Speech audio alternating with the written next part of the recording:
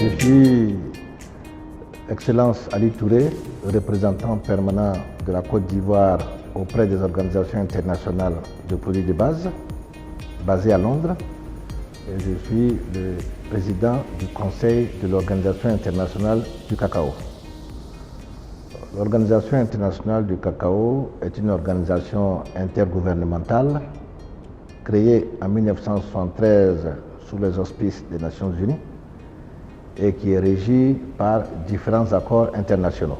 Il y a eu l'accord international de 1973, ensuite celui de 80, ensuite 93, 2001 et nous sommes aujourd'hui sur l'accord international de 2010. L'Organisation internationale du cacao est une plateforme d'échange et de discussion entre les membres de la chaîne de valeur du cacao. C'est une organisation qui est composée de 51 États membres, dont 22 pays producteurs et 29 pays consommateurs.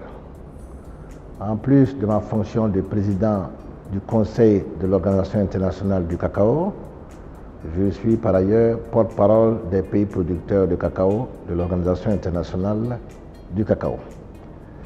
Les missions régaliennes de l'ICCO consistent à promouvoir la durabilité économique, environnementale et sociale en général, et en particulier à initier un dialogue constructif et inclusif sur l'amélioration du revenu du producteur. Ce que l'ICCO n'est pas. L'ICCO n'est pas un organe de régulation. L'ICCO n'est pas une agence de développement. Et l'ICCO n'est impliqué dans aucune transaction financière. Je le dis pour que vos téléspectatrices et vos téléspectateurs comprennent que l'ICCO n'est pas impliqué dans la fixation des prix sur le marché international, mais que nous sommes juste une plateforme d'échange, de dialogue entre nous, les producteurs, les consommateurs, la société civile, les ONG, les multinationales et les chocolatiers. En ce qui concerne les organes de l'ICCO, nous avons le conseil que je préside, qui est l'organe suprême de l'organisation. Nous avons le comité administratif et financier. Nous avons le comité économique. Et enfin, nous avons la commission consultative sur l'économie cacaoyère durable. Je voudrais ici un peu m'attarder sur la commission consultative, qui est un organe consultatif dans lequel on retrouve tous les membres de la chaîne de valeur, les producteurs que nous sommes, les consommateurs, la société civile, les ONG et les multinationales. L'ICCO, c'est 92% des exportations mondiales et 80% des importations mondiales de cacao. Voilà brièvement ce que je peux dire sur l'Organisation internationale du cacao.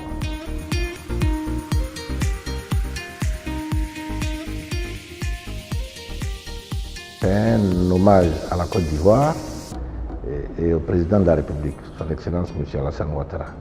Vous savez, l'ICCO étant en Côte d'Ivoire, je pense que c'est un avantage pour les Ivoiriens. Ça permet de rapprocher l'organisation des producteurs de cacao. La deuxième chance qu'on a, c'est que la communauté internationale cacaoyère mondiale rend hommage au premier producteur mondial de cacao. Et enfin, je peux vous dire que la plupart des pays de mon collège m'approchent au quotidien parce qu'ils veulent s'inspirer de la réforme de la filière café-cacao qui a été initiée par le président de la République ici en Côte d'Ivoire. Donc c'est aussi un hommage à la politique de réforme de la filière café-cacao du président de la République, son Excellence M. Alassane Ouattara. L'ICCO étant à Abidjan, ça veut dire que tous les enjeux de la durabilité cacaoyère passent par Abidjan et se terminent par Abidjan. Il appartient maintenant aux Ivoiriens de s'approprier cet instrument qu'est l'ICCO pour voir comment on peut atteindre une durabilité de la filière cacaoyère.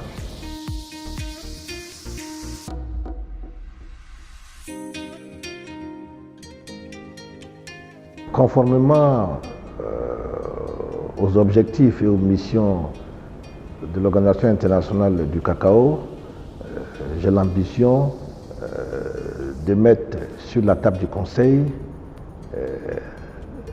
la promotion de la durabilité de l'économie cacaoyère mondiale en mettant un accent particulier sur le revenu des producteurs.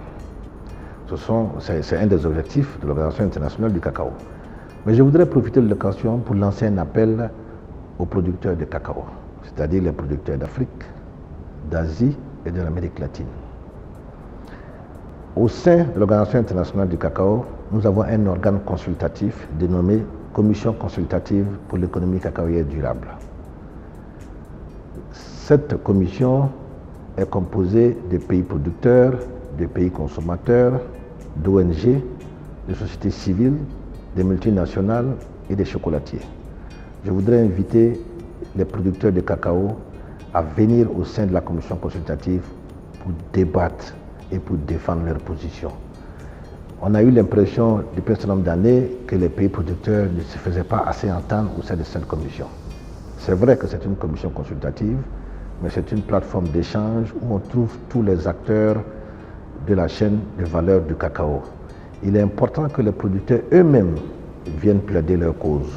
Nous allons les assister, nous allons les épauler, mais il serait intéressant qu'eux-mêmes, qui connaissent leur métier mieux que quiconque, viennent parler de leurs problèmes au sein de la commission consultative. Et le collège des producteurs que je préside est prêt à les aider à insérer et à entrer au sein de cette commission consultative.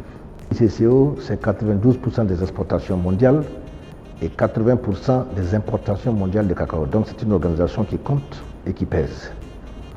Ensuite,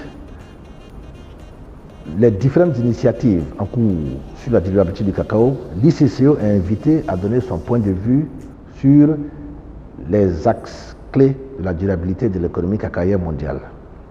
Et je peux vous dire que de jour en jour, je me rends compte que ce soit les consommateurs, ou que ce soit les producteurs, ou que ce soit les autres membres de la chaîne de valeur, tout le monde a compris qu'il était nécessaire de se pencher sur le revenu du producteur. Pour nos pays producteurs, il est important que les producteurs de cacao aient un prix décent, un prix juste, un prix équitable. Nous ne faisons pas l'aumône, nous ne demandons pas la charité. Nous demandons juste que le prix soit juste et équitable pour que nos braves producteurs de cacao puissent vivre décemment de la culture. Donc, directement, nous n'avons aucun impact sur le prix, puisque vous savez que le prix du cacao est en fonction de l'offre et de la demande. Nous sommes dans un marché libre, donc l'ICCO n'a pas vocation à se mêler des prix ou à discuter des prix sur l'international. Par contre, nous avons avec nous les acteurs de la chaîne de valeur du cacao, avec qui nous parlons, avec qui nous discutons, et je peux vous dire que les débats sur le revenu décent avancent bien sur les différentes plateformes.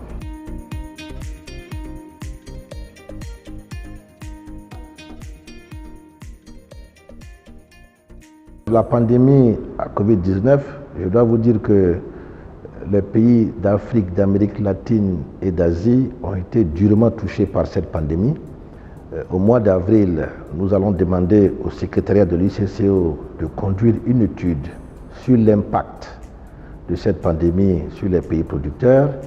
Et ensuite, on organisera un séminaire et voir dans quelle mesure on peut lever des fonds pour soulager les pays producteurs qui ont été frappés par la Covid-19. Donc nous y pensons.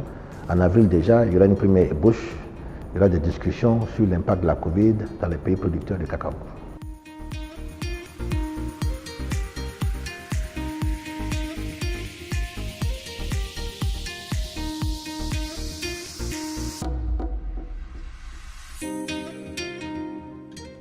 À tous les producteurs africains, asiatiques et latino-américains, je voudrais d'abord, en ma qualité de président du Conseil et ensuite en ma qualité de porte-parole des pays producteurs de cacao, leur souhaiter une bonne et heureuse année 2021. Je sais que l'année 2020 a été difficile pour les producteurs de cacao. D'abord avec les prix et ensuite avec la Covid-19. Je voudrais leur dire que le meilleur reste à venir. Les discussions que nous avons au niveau de l'ICCO et avec les autres acteurs de la chaîne de valeur du cacao nous indiquent que nous sommes sur la bonne voie. tous les membres de la chaîne de valeur du cacao ont compris la nécessité de se pencher sur le revenu du producteur. Si nous voulons une filière cacaoyère durable, il faut nécessairement adresser la question des prix qu'on paye aux producteurs. Voilà pourquoi je demande aux paysans et aux braves paysans de garder espoir. De garder espoir parce que nous avons commencé effectivement à plusieurs occasions et sur plusieurs plateformes à discuter du revenu décent, du juste prix, du prix équitable qu'on doit leur payer. Car sans cacao, il n'y aurait jamais eu de chocolat.